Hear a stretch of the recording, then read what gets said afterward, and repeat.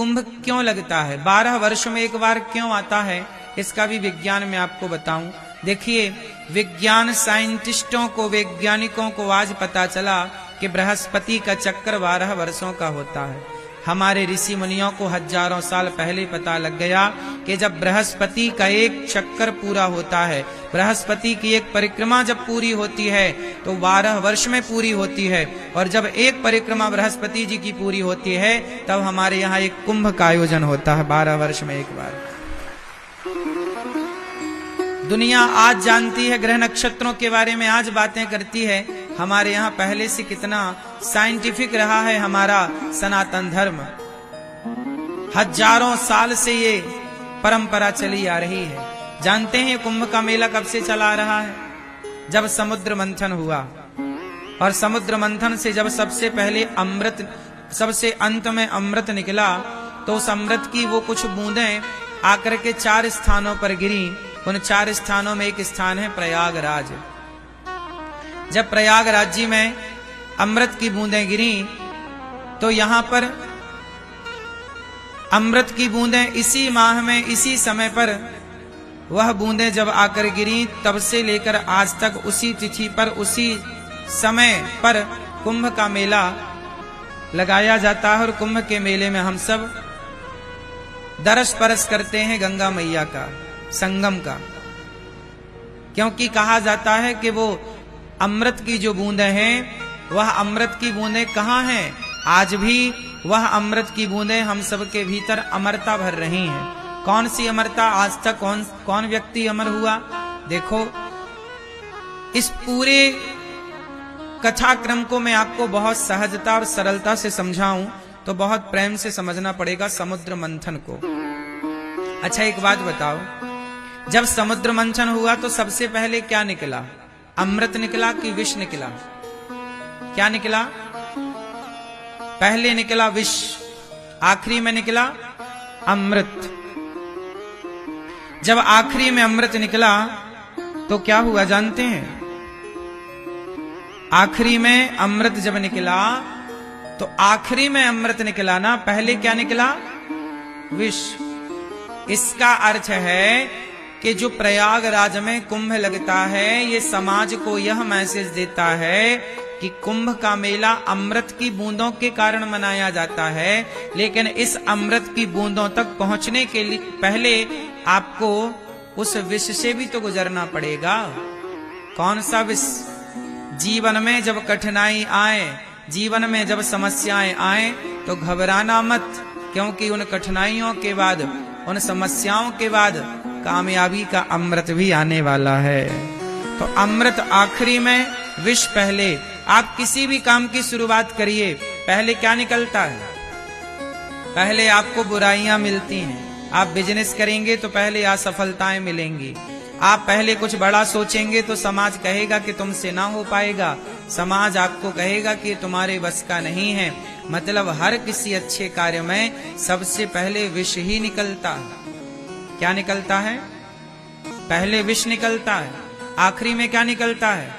इसलिए समाज में जितने हमारे नौजवान बच्चे हैं, कुंभ के मेले में बच्चों को भी, जो बच्चे मतलब छोटे छोटे बच्चों की मैं बात नहीं कर रहा, जो युवा है, 20 साल के बच्चे हैं, 25 साल के छोरा छोरी हैं, इन युवाओं को भी इस कुंभ के महात्म को समझाना चाहिए कि बेटा, आजकल सबसे ज्यादा हताश कौन है जानते हैं?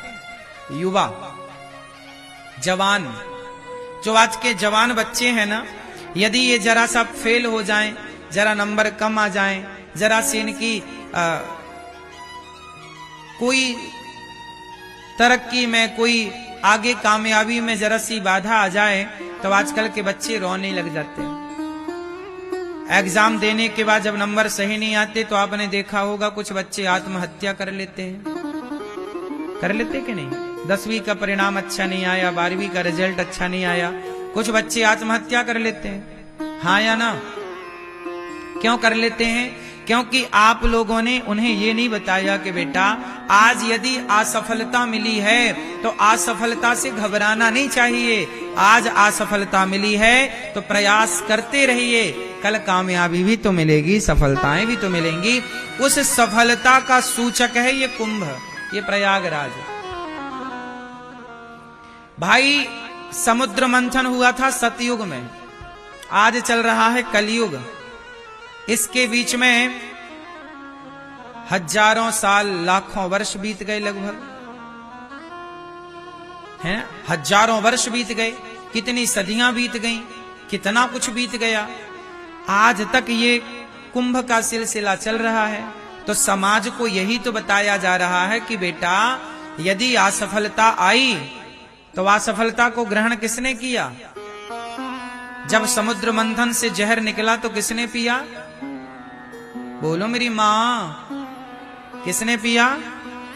भगवान शंकर ने, भगवान शिव ने क्या पिया? विष पिया। शंकर जी ने पिया विष और देवताओं ने पिया अमृत। तो बताओ, देवता अमृत पीकर देवता बड़े भये कि विष पीकर शंकर जी बड़े भये? देवताओं ने पिया अमृत तो देवता देव कहलाए, शंकर जी ने पिया जहर तो देवाधिदेव महादेव कहलाए। अमृत पीने वाला बड़ा नहीं हुआ, विष पीने वाला बड़ा हो गया। इसलिए जीवन में असफलताओं का विष आए तो कभी घबराने की जरूरत नहीं है। असफलता भी सफलता की एक सीढ़ी है।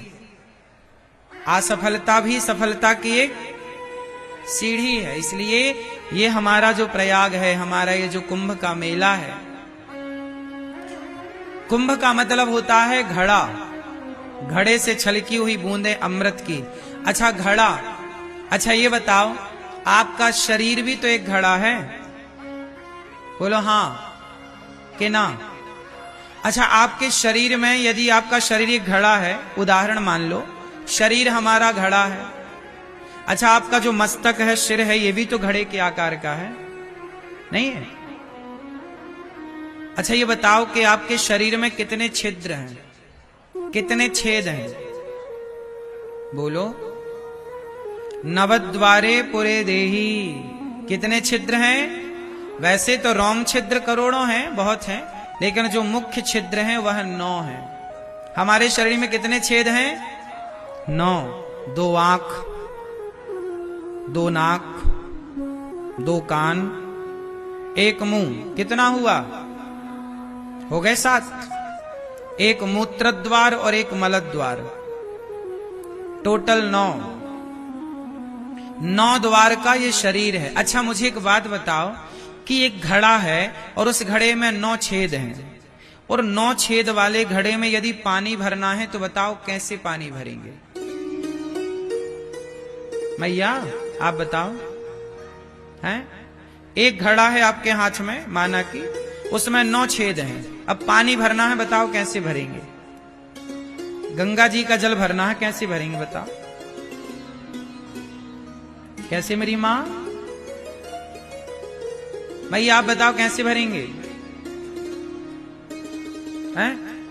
ज्ञान से नहीं भरना, गंगा जी का जल भरना है। कौन सा ज्ञान बताओ हमें? हैं? ज्ञान से। मैया कैसे भरा जाएगा बताओ? हैं? एक तरफ से पानी भरो तो दूसरी तरफ से निकल जाए। घड़े में छेद 9 है ना, एक तरफ से भरो तो दूसरी तरफ से निकले, दूसरे से भरो तीसरे से निकले। एक ही समाधान है, उस घड़े को ले जाओ और पानी में गंगा जी में डुबा दो। जब गंगा जी में वो घड़ा डूब जाएगा तो भर जाएगा कि नहीं? और डूबे बिना क्या भरेगा? बोलो, क्या डूबे बिना भर सकता है?